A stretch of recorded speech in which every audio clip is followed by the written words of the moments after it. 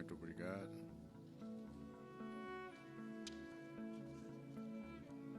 Your Excellency, Felipe Jacinto Nyusi, President of the Republic of Mozambique, and Your Excellency Sula Nyusi, First Lady of the Republic of Mozambique, Your Excellency Madam Monica Chakwera, First Lady of the Republic of Malawi, Your Excellency Chisano, former President of the Republic of Mozambique and godfather of the laureate, all the cabinet and deputy ministers from Malawi and Mozambique, Honorable Professor Jose Magodi, Rector of the Joaquim Chissano University, academic and non-academic staff of the university, chancellors, vice chancellors of the public and private universities from Malawi and Mozambique, senior government officials from Malawi and Mozambique, Your Excellencies, High Commissioners of Malawi and Mozambique, and all members of the diplomatic corps here present, members of the press, distinguished ladies and gentlemen. Never in the history of the world has mankind been more connected. Never in our collective journey towards self-actualization have we been more exposed to each other's triumphs and tribulations.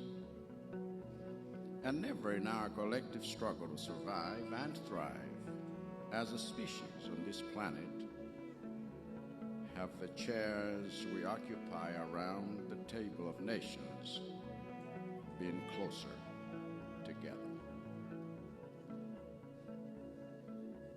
This is a reality that has been made possible by several factors.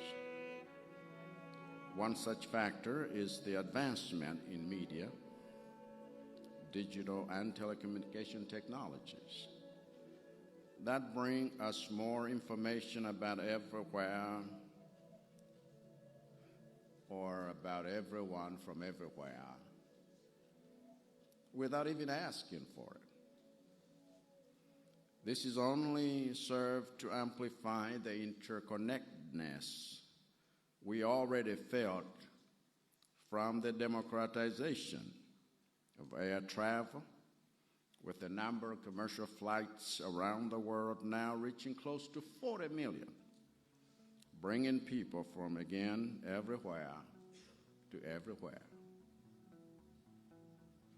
And with the reality of becoming a global village, we are also having to contend with the interconnectedness we feel through the global multilateral systems we have created for the facilitation of not only international travel, but also international trade, international diplomacy, international finance, international law, and international governance.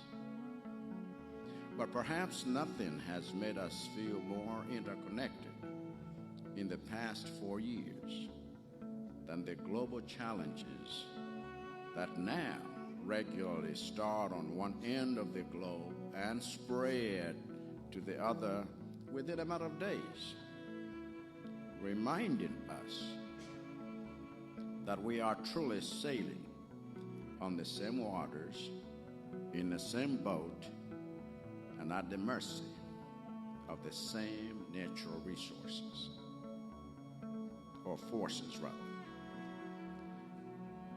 In such an environment, it really doesn't matter who gets hit first,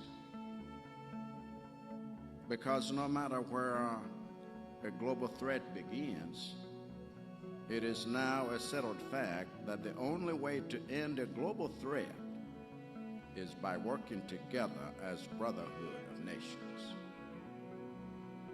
Whether the global threat that we face is climate change impacts like Cyclone Freddy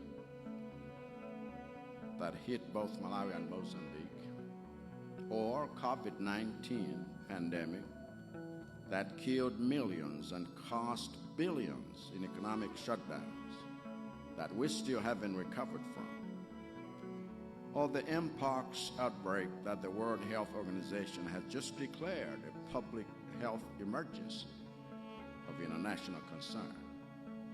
There is no nation, no matter how well-resourced or how resilient, that can survive on its own.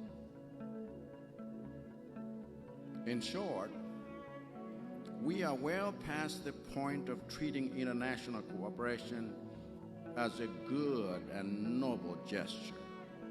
International cooperation is the only reasonable path to a prosperous future for all nations.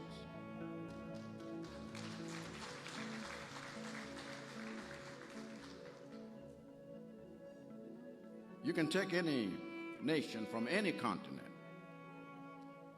and if you remove every person or connection or intervention that nation has from every other nation on earth, that nation would collapse and enter a dystopian age of poverty and chaos. The idea of any nation being able to stand on its own in this day and age is a fantasy. And the sooner we disabuse ourselves of this delusion, the better. Nations are sovereign, not self-contained. This is an idea that has guided the foreign policy of Malawi under my administration. When I came into office 4 years ago, I embarked on a consultative process of leading the Malawian people in creating a vision of the kind of country they want theirs to be by the time Malawi turns 100.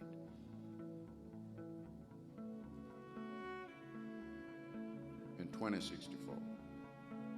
And that process culminated in the formulation of the Malawi 2063 vision that mirrors the Agenda 2063 that we are committed to pursue with other African states through the African Union. In summary, what Malawians aspire to in the Malawi 2063 vision is an inclusively wealthy and self-reliant upper-middle-income industrialized economy built on the pillars of productivity, commercialization, and industrialization. And the sectors we have chosen to focus our drive for greater productivity, commercialization, and industrialization are on agriculture, tourism, and mining, and what we refer to as our ATM strategy. But when you look at each of these sectors, there isn't a single one that does not involve international cooperation. In agriculture, we cooperate with other nations in procuring our farming inputs at affordable prices, bring in foreign experts to train our farmers in modern farming methods that are responsive to climate change realities, and securing international markets for our produce.